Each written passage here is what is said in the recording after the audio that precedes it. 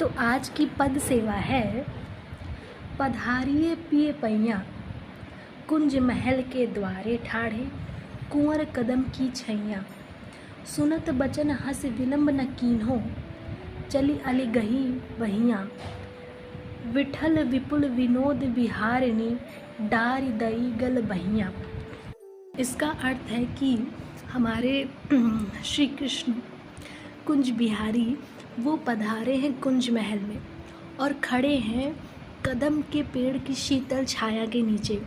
और जैसे ही वो श्री राधिका को बुलाते हैं, हमारी श्री राधे अपनी सखियों के साथ महल के बाहर आती हैं और फिर विठल विपुल देव जी कहते हैं कि श्री राधा जो है वो प्रेम पूर्वक कुंज बिहारी के गले में अपना हाथ डाल देती हैं और उन्हें गले लगा लेती हैं।